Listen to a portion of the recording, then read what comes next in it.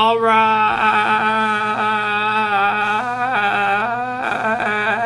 what's going on, guys? Trev back again, here to bring you another video. This one we'll be doing our second Q&A for this week, leading up to The Walking Dead Season 10, Episode 4.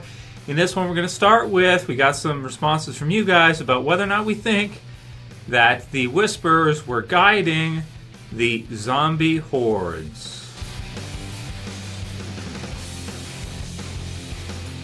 Damn, that was a good one. How's it going, guys? Leave me a comment below. Let me know how you guys are doing.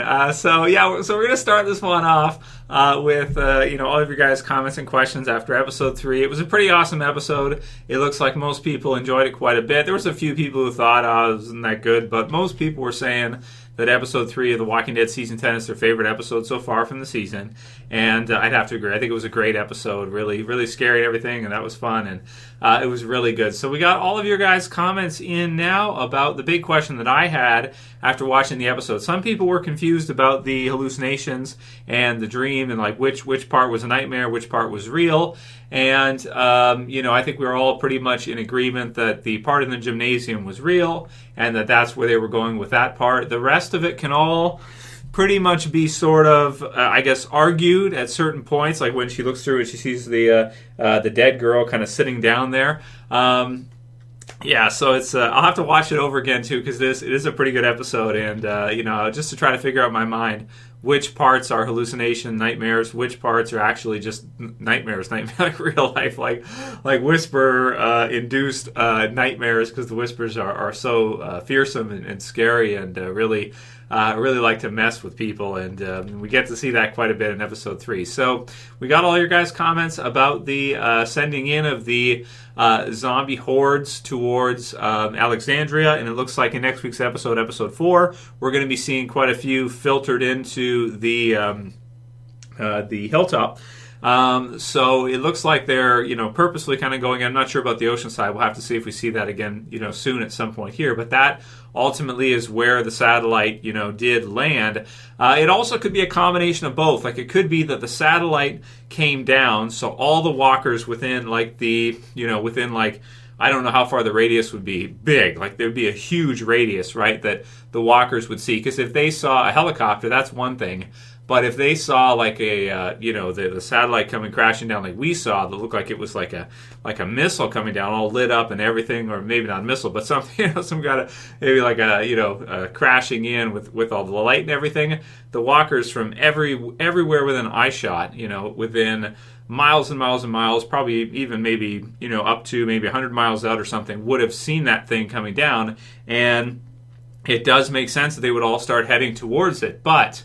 What doesn't make sense from what people were saying is that they would all kind of go directly towards the gates, right? So if you have Alexandria, why would they be on course to hit the front of Alexandria, It kind of feels like if the Whisperers weren't screwing around and it wasn't Gamma, or some people said it's Gamma, it's not Alpha. Alpha doesn't know, and Gamma's doing it to get back at Alexandria because that's where her sister wanted to go and that kind of thing, so she wants to smash it down after what happened to her sister with Alpha and everything. So that could very well be true. She was out there, and she was the one who delivered the message to the Alexandrians after the 50-hour, kind of onslaught of just, herds and herds of walkers kind of coming in, which was very cool. So, after reading everyone's comments, heard both sides of the argument. Some people saying, no, it's not the Whisperers. It's just the fact that the satellite went down, or the opposite being true, that no, the Whisperers are definitely steering some of these ones. Now, the satellite's probably bringing a lot in, but the Whisperers are likely steering them into the communities.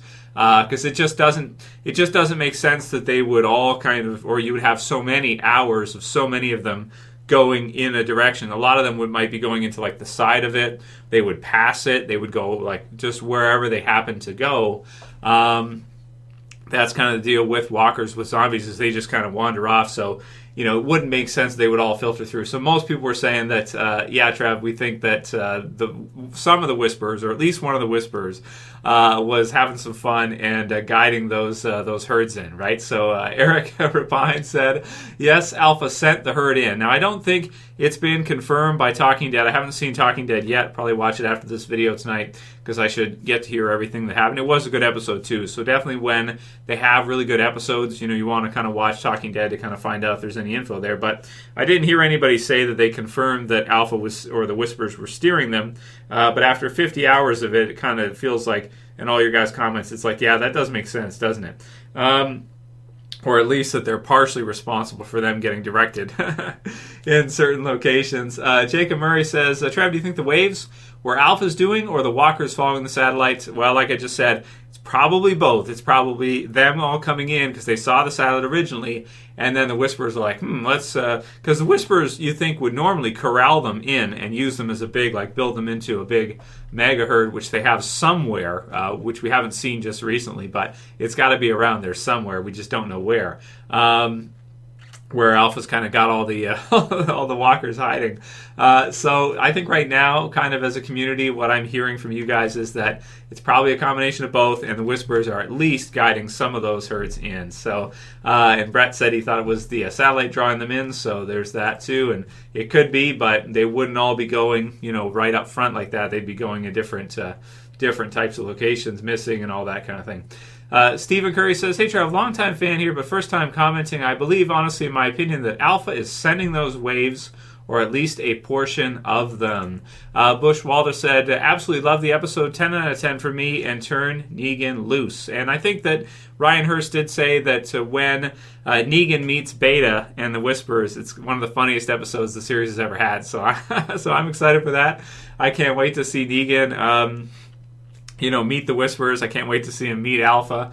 I can't wait to see him meet Beta. You guys know that's going to be fun, man. So maybe we'll do a reaction right afterwards of it, because that'll be really fun stuff to see JDM, see Negan actually, meet them for the first time. It's going to be really fun. Logan McGue says, Q&A, is there for sure a snitch in the communities? I just think Siddiq being a snitch would be dumb, and if there is one, I would rather it be more surprising. So he thinks it's maybe too obvious if it is Siddiq. Most people... Now, after the video yesterday, people are still arguing kind of, I don't think there's any way for us to say for sure one way or another that Siddiq is a snitch or he isn't for the Whisperers. But most people are leaning towards, him just having PTSD and the Whisperers having figured out either by watching or in and around, only they didn't show it to us in those episodes of the group passing the border during the wintertime and the other times, as well. Unbreakable says he sent through a message in the prior video, and I'll add it in this one. Hey, Trev, do you think Alpha maybe made Siddiq behead some of his friends during that flashback? Oh, brutal, man. So it hadn't really crossed my mind. It's not really something... sorry, think for a minute there. It's so savage, right? It's so brutal. So do we think that Alpha forced Siddiq to lop off maybe a head or two of the others? Oh my goodness.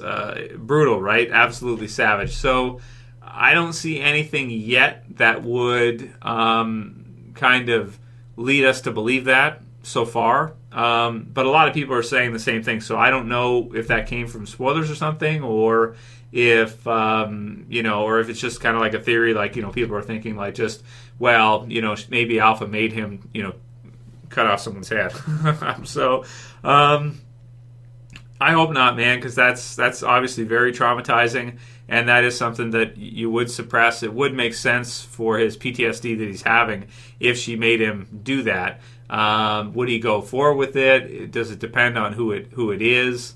If he had to do it to somebody, will that demonize Siddiq? If we find out that he did that, say he cut off Henry's head, or Enid, or Tara, or one of the others, especially if it's a female, that's even worse.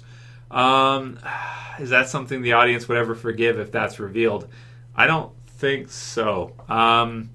I don't think so. I just think it's really brutal. I mean, whether if you go either route, if he is a snitch and he's been telling Alpha because he's so terrified of her and so traumatized that he agreed that she would let him live, with the agreement being that he would report back to her whatever was going on as an inside man. If that theory is true, if the snitch theory is true, I absolutely hate him. If he was forced to and went along with beheading any of the characters that we cared about that were killed off last season at the Red Fair, I also hate him forever too. So I hope neither of those are true. I'm not a huge fan of Siddiq to begin with, but if he's a snitch or if he had to behead somebody, then he is a despised character for me, especially if it's a female or if it's the boy, if it's Henry. I just think that's really, if that's true, that's really a messed up thing to do. And really what he should have done is gone down swinging like a man and said, okay, I'll do it. Give him the machete, and he turns around, tries to kills one of them, or takes down, tries to go make a shot at Alpha or something, throw a machete at her, whatever you got to do at that time. That's what a man does. So if he did go along with that, then it's absolutely brutal. And I don't even know what to say about that if he did. I really hope that's not the case, because I just think that's so heinous that I could never forgive it. But you guys let me know. Leave your comments below. What do you think about this idea that maybe Siddiq was forced to behead one of the others or several of the others? And how would you view Siddiq after this? I hope he's just a victim where he was powerless, he couldn't do anything, and they had him pinned down, that whole thing, kind of like what we saw in some of the flashbacks, stuff like that. Like they had him at knife point or something, or pinned down. He's not the biggest, strongest guy, to start with, and so he couldn't do anything, and he just had to watch the others, and then she just left him because she wanted him to go back and tell the others about what he saw, because she saw him, what does Negan say about the pants? Putting on a certain pair of pants, the yellow or brown pants. I hope that's the case. Then he's just a pure victim, and that he didn't, have a part in orchestrating it or go along with it or didn't agree to do something like that. But can you really hate him very much if he did, considering the situation? Well, I guess not, but it's just kind of nasty, right? Dina Johnson says, Trev, I keep going back to Daryl punching someone that looks like Siddiq in the head in the trailer. So I keep coming back to that in my mind. He could very well be feeding info to save Rosita and Coco, but he's not dealing well with it. So that's possible. If he is a snitch, and this is to go along with that theory for Siddiq, then Daryl beating the snot out of him makes a lot of sense. Or if he had to kill one of the kids or the girls, Daryl beating the snot out of him makes a lot of sense too. I probably would do the exact same thing. Stephen Curry says, hey Trev, a longtime fan here, first time commenting. I believe, honestly, in my opinion, that Alpha was the one sending the waves, at least a portion of them. She already proved that her word means nothing. It's just a control factor. And if she wasn't responsible, then why are they now doing the same thing at the hilltop? Just my opinion. Yeah, that's a good comment, that you wouldn't expect to see 50 hours of waves going to this one, and then the other one might be something similar. So it has to be orchestrated. The Whisperers are liars. Alpha is a liar. She told Carol that she forgave her, mother to mother, and it was bullshit because she sent her Whisperers after her to take her out in such a way where she would have plausible deniability that she had nothing to do with it. So if they asked, she'd say, "Oh, it was just walkers, whatever. It had nothing to do with it. Not my Whisperers, whatever." That kind of deal. So, but we know better, even though the survivors don't. So plausible deniability. Alpha is definitely a liar. We cannot trust anything she says. So they go, bit of an Easter egg here with Carol hanging upside down with a whisper and walkers close by, i.e. a certain character's death in the comic book series. So that's really a good comment. It's not something that I had thought of. There's a certain character death in the Whisper War where there's a character hanging upside down, which I won't spoil who it is for the comics. And that might be what they were going for. They had Carol upside down, you had the Whisperer dodging her, you had the walkers coming in, and she was able to fight her way out of it. But that could be what they were going for, is sort of a comic book scare situation where people who were wise, the wise viewers, the wised up viewers that read that part of the comics, would be even more scared because once they saw her upside down, they'd be like, "Oh my God, are they going to kill Carol?"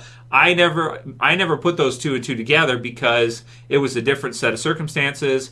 The other one in the comics was outside near a certain tower, and without giving too much away, this one was in the gymnasium. It was a female instead of a male, so I never put the two and two together, but that's a good idea. Maybe that is exactly what they were going for. I didn't think of it that way, but that's a good comment. I unfortunately forgot to write down the commenter's name. You can take credit for it in the comments below. I think the gym scene was a nod to Carol's death in the comics where she dies in a gym by walkers. So doesn't she sacrifice, maybe this one's right too, is that it's kind of both. It's a nod to the Upside Down one, and it's a nod to, in the comic book series version, a much younger Carol, who's completely different from the TV series version in every way, commits suicide by walkers. She feeds herself to walkers. And it's kind of brutal and everything. And so I'm really glad they didn't go that route in the TV series. And I don't know if it was Sarah Wayne Callies that talked them out of it. But I think what I saw from interviews, it might have been her and Melissa McBride, her pushing that, that Carol should not be this just victim character that just commits suicide and shows weakness and all that stuff. She should become strong and everything. Don't quote me on that, but I remember seeing interviews on that many years ago now, so maybe that's true. Maybe Laurie saved Carol now. Actually, yeah, maybe. Because season 3, they were doing all kinds of crazy shit. So they were killing all kinds of people. They were throwing in survivors everywhere, like running into people all over the place. It was a fun season, but it was chaotic and crazy. Ernesto Lopez says the walkers were coming from the border, and Alpha was trying to scavenge for walkers. Why would she let the walkers go through the border and not capture them? It proves that she is guilty and that she was sending the waves. Eugene found out, so that's a good one from Ernesto. He's probably right. What said, Eugene found out the situation was friends without benefits with Rosita. So I like that one, and we'll finish off with that one today. Good comments from you guys. Lots of good stuff to talk about. Been enjoying it with you guys. So leave me any further comments below that you guys have. Love it. Keep it coming. And anything else you guys think of, you can put together for the episode. Let me know. Leave the comments below for those. Anyway, that'll be it for today's video, guys. We'll see you back again soon. If you like it, thumb it up, share, favorite, subscribe at the bottom left. And that's it for this one. See you guys again soon for another. It's Trev saying peace. Later, guys. See you soon.